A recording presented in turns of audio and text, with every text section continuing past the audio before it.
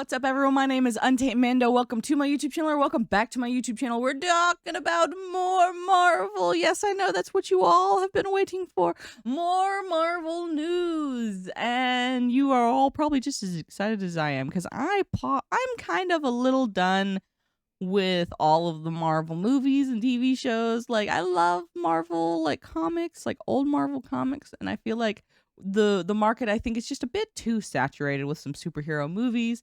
But that's just me. Let me know your thoughts in the comment section down below. Do you think that we are just getting too much superhero movies, TV shows? Do you like all of the superhero movies, TV shows that we're getting? Do you want something else? Give us other things. Stop doing reboots and stop remaking all of the superheroes and Marvel and DC. Thoughts? Let's get into this article. It is ScreenRant once again. Marvel's Rotten Tomatoes scores prove they have a TV problem. Oh my. The MCU's Disney Plus shows still compete with Marvel's pre-MCU series and Rotten Tomatoes despite having more famous characters and a shared universe. The difference in Rotten Tomatoes score between Marvel's pre-MCU shows and the MCU's Disney Plus series reveals a problem with the Marvel Cinematic Universe's long-form titles. After the MCU became a colossal franchise with the Infinity Saga, 23 movies, Phase 4 aimed to increase the franchise's output with the release of Disney Plus miniseries. Unlike previous Marvel series like Daredevil and Agents of S.H.I.E.L.D., these shows serve as MCU chapters as relevant to the shared universe as the movies. MCU shows like Moon Knight and She-Hulk have expanded the franchise with standalone stories starring new heroes who will likely play a big role in future films and crossover events. Others like Marvel's What If and Am I Groot? Or I Am Groot, my apologies. Sorry, Groot. Take a more laid-back approach with rather self-contained plots. However, the MCU's Disney Plus series still struggle to match the reception of previous shows, as evidenced by their Rotten Tomatoes ratings. Oh my. Rotten Tomatoes, not MCU TV shows ratings, hint at a Phase 4 problem. That, I agree. Yeah. As of September 2023, Marvel's top TV shows on Rotten Tomatoes still includes Agents of S.H.I.E.L.D., Daredevil, Legion, and Cloak and Dagger, closely interlaced with Ms. Marvel, Loki, Hawkeye, and WandaVision. Despite dealing with Captain America's legacy and being the second MCU show ever released, The Falcon and Winter Soldier fails to catch up to the less promoted Cloak and Dagger, Captain Carter, and Mortar, and both She-Hulk, Attorney at Law, and Secret Invasion, which featured Daredevil and an adaptation of a famous comic book storyline, respectively, fell below the poorly received Defenders. I wonder why.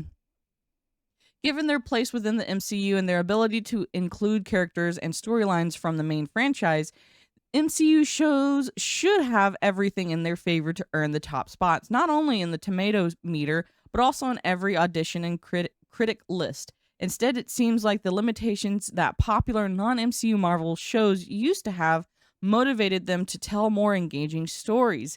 Expectations around A-list Marvel heroes and around the MCU's future may have also opened the door for disappointment, whereas lesser-known characters with little to no connection to a wider franchise could be developed with more freedom. I think, honestly, it's people... I think a lot of the writing for these MCU shows is very lazy.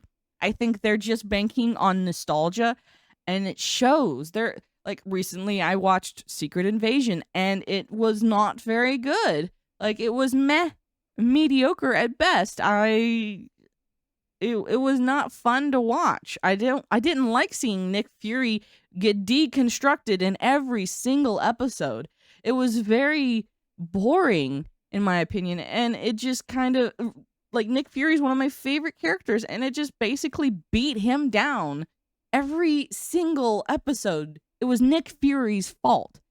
And that's not really helpful when you're trying to build a fan base around Nick Fury. Like, showing him as being this decrepit old, he doesn't do anything helpful character is not the best way to promote him, in my opinion. Why MCU's TV show ratings hint at a hopeful future still. We'll see. While MCU shows haven't always met the high bar set by MCU movies, some Phase 4 Disney Plus titles have stood out as popular releases. Miss Marvel holds the top tomato meter spot in all of Marvel TV due to its authentic style and family dynamics.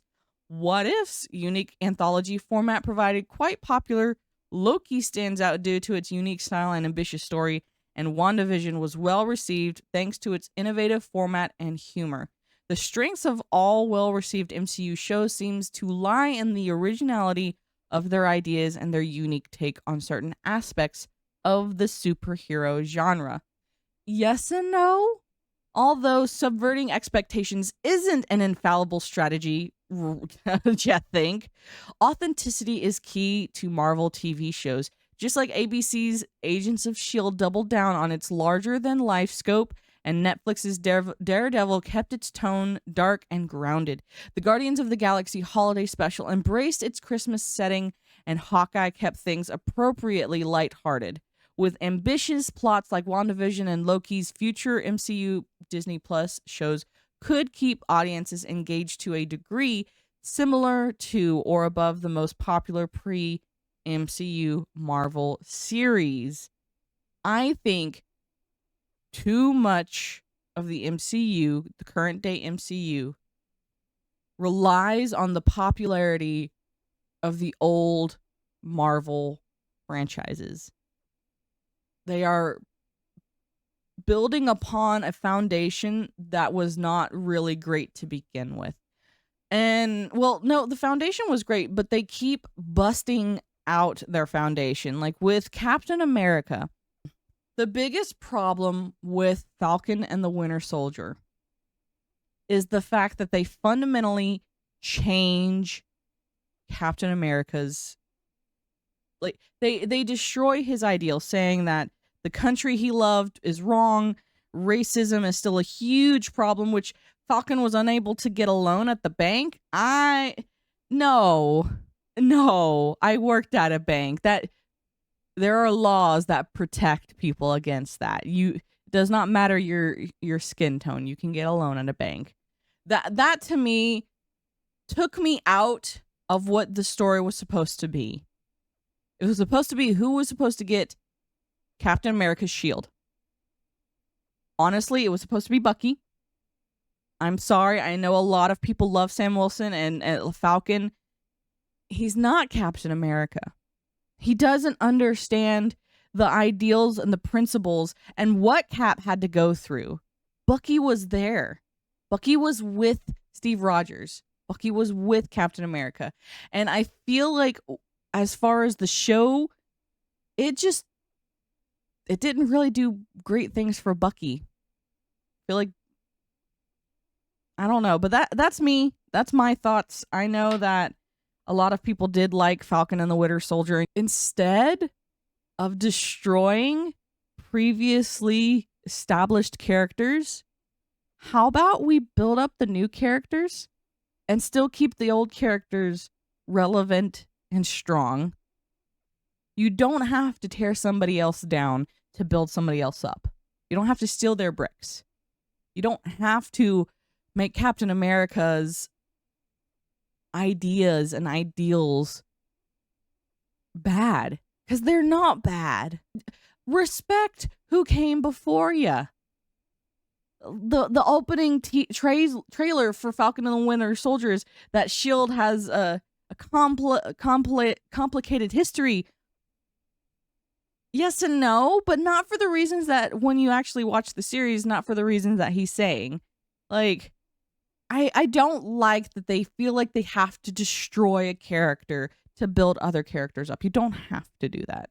I think that's the biggest problem with the MCU, besides the lazy writing, is the fact that they actively tear down characters like Captain America, like Hawkeye, like Nick Fury. You don't have to tear them down, in all honesty. But that's me. Let me know your thoughts in the comment section down below. What do you think? Did you like all of these series? Did you dislike all of the series? Why or why not?